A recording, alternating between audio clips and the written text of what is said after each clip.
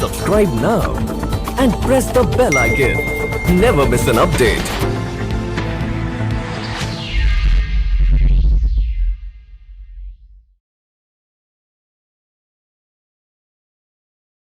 Good morning, everybody. Good morning. Welcome. I'm super excited about being here. My name is Edward Carlson. I'm the CEO of Odyssey House in New Orleans, Louisiana. We don't want to let New York think that like we're all connected because they think we're all still part of them. But I see John Travelacci here from Odyssey House, New York.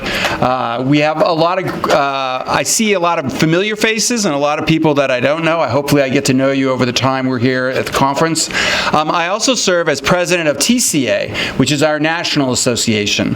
And we represent over 600 locations throughout the United States in advocacy and training and helping to try to get politicians to be able to give us more money and focus on doing the right thing about creating policies that are important to making changes so we can provide the services that we greatly need. I want to acknowledge that Patricia Clay is, Pat, stand up. So Pat is our executive director. She works full-time and actually makes everything happen. I really appreciate Pat.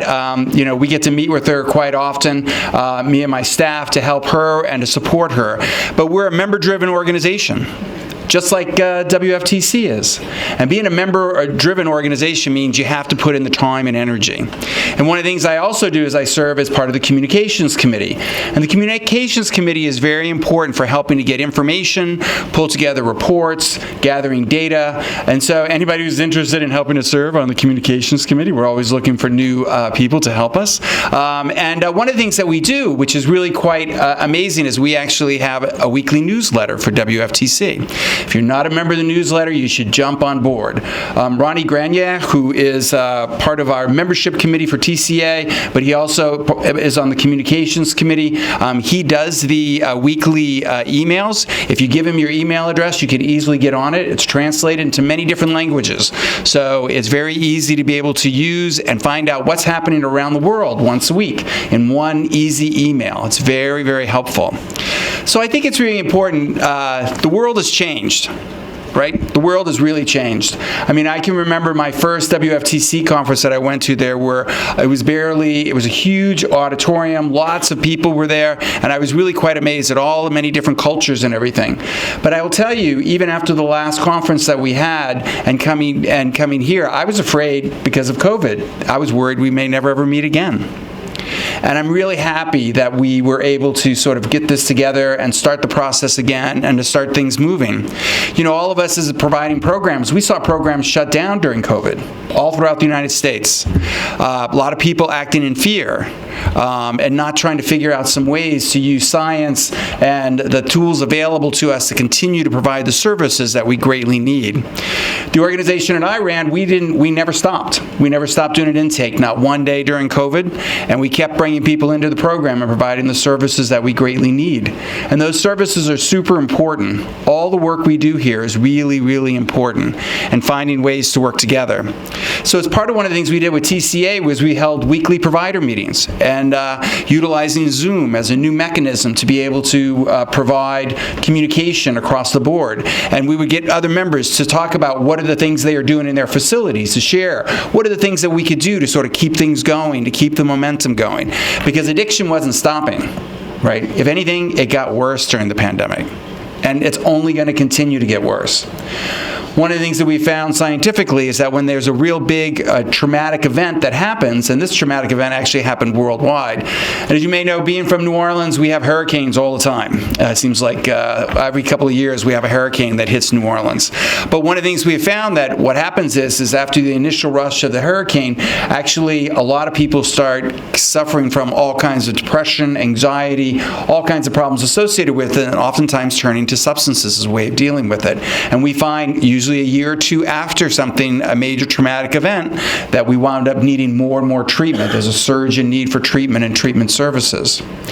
And so I think it's really important that we pay attention to what's happening to us nationally and internationally here around COVID and the impact that it's had on people across the board. And I think we have to look to find ways that we can make sure that we are providing and having access to service, because it's all about access to service and getting people into treatment and the services that they need. I think that we've done an amazing job with TCA, with Pat, and all the other members of the board. We have a few board members who are here, executive board members. We have Bob Budsek, who's here. We have SPYM, and they have been like amazing, wonderful people. All of our board members have been amazing, wonderful executive committee and members of the TCA, and the work that we're doing to keep things going and moving forward.